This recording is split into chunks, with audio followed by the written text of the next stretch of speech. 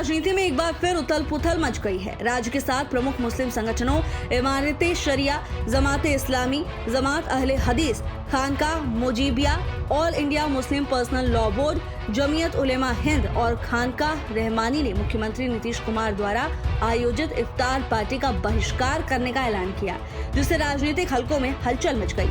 इन संगठनों का कहना है कि फैसला पूरी तरह से सोच समझकर और रणनीतिक रूप से लिया गया है।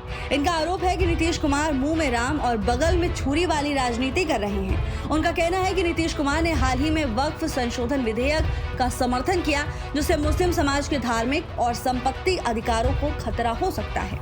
वक्फ संशोधन विधेयक ही नहीं बल्कि इससे पहले भी नीतीश कुमार कई मौकों पर बीजेपी के साथ खड़े दिखाई दिए, जिसमें नागरिकता संशोधन कानून, 3 तलाक कानून और अन्य विवादास्पद फैसले शामिल हैं। इन कानूनों को मुस्लिम समुदाय के खिलाफ बताया जाता है और नीतीश कुमार के समर्थन में मुस्लिम समाज में नाराजगी बनी हुई थी।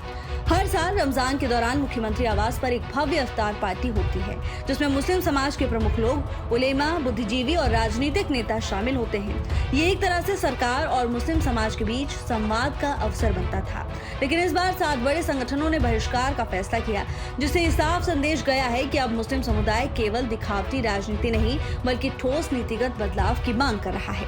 इन संगठनों का कहना है कि जब नीतीश कुमार वक्फ विधेयक का विरोध नहीं कर सकते और सीए जैसे मुस्लिम विरोधी कानूनों पर बीजेपी के साथ खड़े होते हैं, तो ऐसे में उनके साथ बैठकर इफ्तार करने का कोई औचित्य नहीं।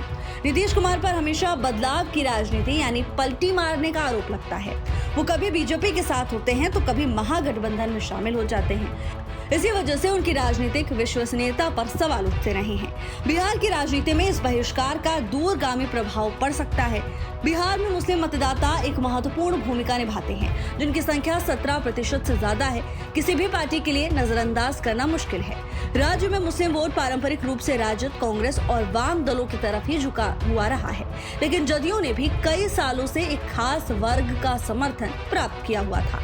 विशेष तौर से बिहार में 10 से 15% मुस्लिम मतदाता ऐसे हैं जो नीतीश कुमार की सेकुलर छवि और उनके विकास के दावों के कारण जदयू को वोट देते आए थे।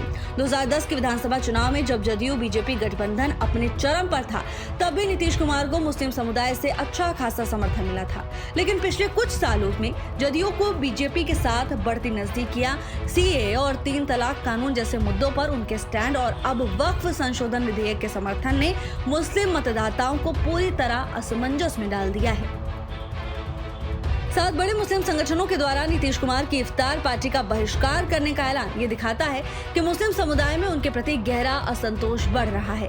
ये संभावना जताई जा रही है कि जो 10 से 15% मुस्लिम मतदाता पहले जदयू का समर्थन करते थे, अब पूरी तरह से राजद के पक्ष में शिफ्ट हो सकते हैं। अगर ऐसा होता है तो इसका प्रभाव आगामी विधानसभा और लोकसभा चुनावों में साफ तौर पर दिखाई दे सकता है।